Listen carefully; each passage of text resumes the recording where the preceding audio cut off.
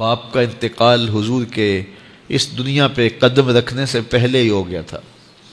ابھی شکم مادر میں تھے کہ حضرت عبداللہ کا انتقال ہو جاتا ہے. در یتیم پیدا ہوئے ہیں. 6 سال کی عمر میں ابوا کے مقام پر ریت کے ٹیلے آئے تو وہاں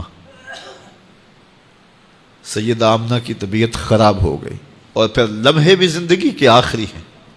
سیدہ آمنہ نے محسوس کر لیا کہ یہ میری آخری سانسیں. سیدہ پاک نے حضور کے سر پہ ہاتھ رکھا اور روتے ہوئے کہا کہ بیٹا، ہر نئی چیز نے پرانا ہو جانا ہے، ہر باقی نے فنا ہو جانا ہے. میں بھی جا رہی ہوں، وَذِكْرَ بَاق وَوَلَدْتُ طُہْرًا، لیکن میرا ذکر نہیں مٹے گا، اس لیے کہ تیرے جیسا ستھرا بیٹا چھوڑ کے جا رہے ہیں. یہ آخری لفظ تھے سیدہ پاک کے کہ سیدہ آمنہ سلام اللہ علیہا کا انتقال ہو گیا. خیر، حضور ماں سے لپٹ گئے. امی آپ آگے بولتی نہیں ہیں، لیکن خاموش ہو گیا تھا چمن بولتا.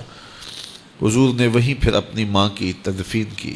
تدفین کے بعد ام ایمن کے ساتھ سواری پر بیٹھ جاتے ہیں اور چمٹ جاتے ہیں ام ایمن کے ساتھ، اور وہ جا کے حضرت عبد المطلب کے سپرد کر دیتی ہیں. تو حضرت عبد المطلب حضور کو آغوش میں لے کے بڑا روئے اور ام ایمن سے کہا کہ میرے اس بیٹے کا تم نے خاص خیال رکھنا ہے. اور پھر انہوں نے اتنا خیال رکھا کہ میرے حضور فرمایا کرتے تھے، ام ایمن میری ماں کے بعد میری ماں ہے. 2 سال کے بعد حضرت عبد المطلب کا بھی انتقال ہو گیا.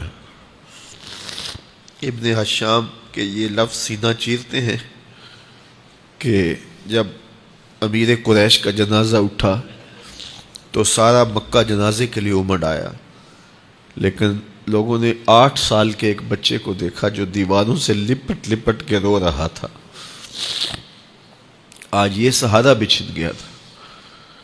پھر چچا کی کفالت میں آئے. پھر ایک وقت آیا کہ وہ بھی اس دنیا کو چھوڑ گئے، اور اسی سال حضور کی اہلیہ کا انتقال بھی ہوا، اور اس سال کا نام عام الحزن، دکھوں کا سال رکھا. اہل مکہ نے جو سلوک کیا وہ کسی سے بھی مخفی نہیں ہے. پتھر مارے، گڑھے کھودے، کانٹے بچھائے، اجریاں ڈالی، اپنے گھروں کے کوڑے لا کے حضور کے گھر کے سامنے رکھ دیے.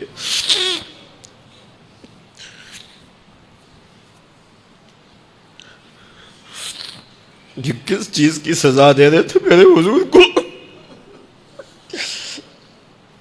میرے حضور علیہ السلام نے پھر طائف کا سفر کیا کہ شاید وہ لوگ میری بات کو سن لیں، لیکن انہوں نے جو دردناک سلوک کیا وہ بھی تاریخ کا ایک انتہائی دردناک باب ہے.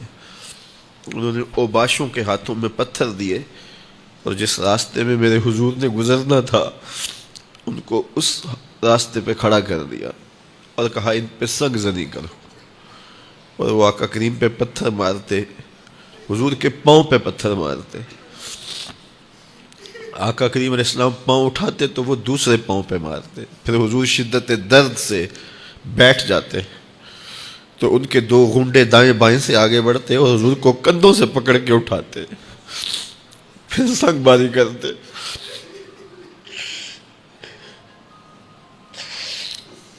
نالین حضور کے خون سے بھر گئے. عذاب کے فرشتے حضور کے پاس آئے کہ اگر آپ بد دعا بول دیں تو ابھی ہم ان پہاڑوں کو جوڑ دیتے ہیں اور یہ طائف کے لوگ پس جائیں گے ان پہاڑوں کے درمیان. آسمان سے پتھر اتریں گے، ان کے سر کچل دیے جائیں جنہوں نے آپ کو دکھ دیے. اب صحابہ جو ساتھ تھے انہیں بھی شدید آرزو تھی کہ حضور ان کے لیے بد دعا کریں، انہوں نے بڑا دکھ دیا. تو پھر حضور کے ہاتھ اٹھ گئے. صحابہ کا خیال یہ تھا کہ ابھی حضور کی زبان کھلے گی اور بد دعا کے لفظ نکلیں گے اور یہ پیس دیے جائیں گے. لیکن جب وہ لب کھلے، وہ پتلی پتلی گلے قدس کی پتیاں، وہ لب ہائے دور جب کھلے تو لفظ کیا تھے؟ اے اللہ میری قوم کو ہدایت دے دے، یہ مجھے جانتی نہیں.